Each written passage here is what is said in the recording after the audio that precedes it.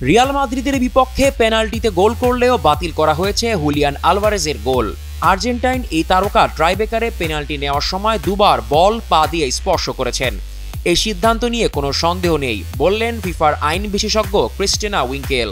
American এই referee ও বিশেষজ্ঞ ভক্তদের দিয়েছে নতুন এক তথ্য। চলুন জেনে নেওয়া যাক পুরো গল্পটাই।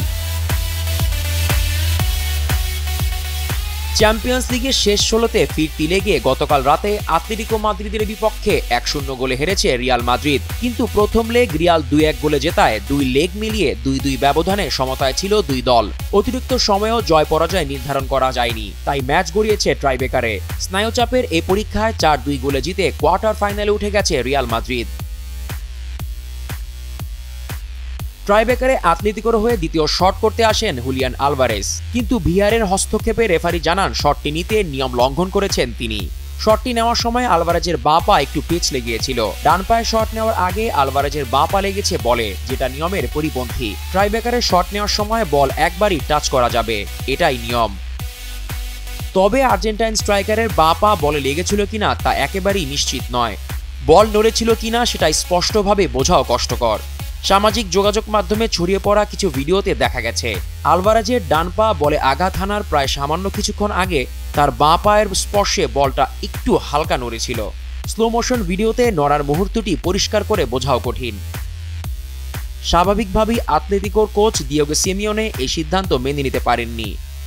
ওদিকে রিয়ালের পক্ষ থেকে দাবি করা হচ্ছে দ্বিতীয়বার বল স্পর্শ করেছিলেন আলভারেজ।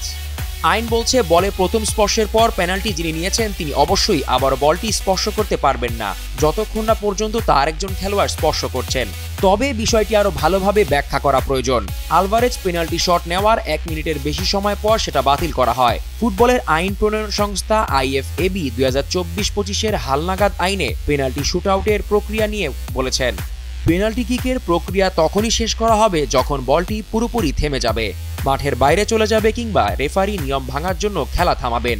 যিনি শট নিয়েছেন তিনি দ্বিতীয়বার বল স্পর্শ করতে পারবেন না। CBS স্পোর্টসে ফিফার আইন বিশেষজ্ঞ ক্রিস্টিনা উইঙ্কেল তার ব্যাখ্যায় বলেছেন, বলের ভেতরকার প্রযুক্তি VAR-কে এই সিদ্ধান্ত নিতে সাহায্য করেছে। এটাই নিয়ম, ব্যাপারটা সহজ।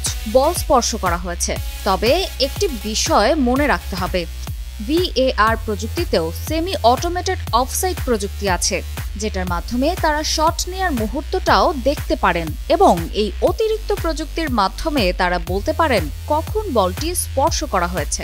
উইঙ্কেল আরও ব্যাখ্যা করেন, VAR এর দৃষ্টিকোণ থেকে বলা যায় তারা শুধু ভিডিও দেখেননি, বলে টাচ পয়েন্টগুলোও দেখেছেন। কারণ সেমি অটোমেটেড অফসাইড প্রযুক্তিতে ২৬টি আলাদা ক্যামেরা আছে অঙ্গপ্রত্যঙ্গের অবস্থান নিশ্চিতের জন্য।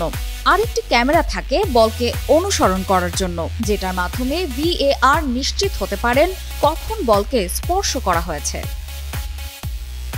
উইঙ্কেল বলের ভেতরে যে প্রযুক্তির কথা বলেছেন সেটা কোনো বিল্ট ইন চিপ নয়। ভেতরে চিপ বসানো বল ইউরোর UEFA ও বিশ্বকাপে ব্যবহার করে ফিফা, কিন্তু চ্যাম্পিয়ন্স লিগে সেমি অটোমেটেড অফসাইড প্রযুক্তি ব্যবহার করা হয়, যেখানে স্টেডিয়ামের ভেতরে প্রায় ৩০টি ক্যামেরা ও কৃত্রিম বুদ্ধিমত্তা প্রযুক্তি ব্যবহার করে অফসাইডের সিদ্ধান্তের ক্ষেত্রে কিক পয়েন্ট নিশ্চিত হওয়া যায়, ভিডিও রিপ্লাই নয়। VAR এই প্রযুক্তি ব্যবহার করে সম্ভবত সিদ্ধান্ত নিয়েছে আলভারেজের বলে দ্বিতীয়বার স্পর্শ করেছেন, আর তাই পেনাল্টি শটটি বাতিল করা হয়েছে। জিসান আহমেদ, কালের কণ্ঠ।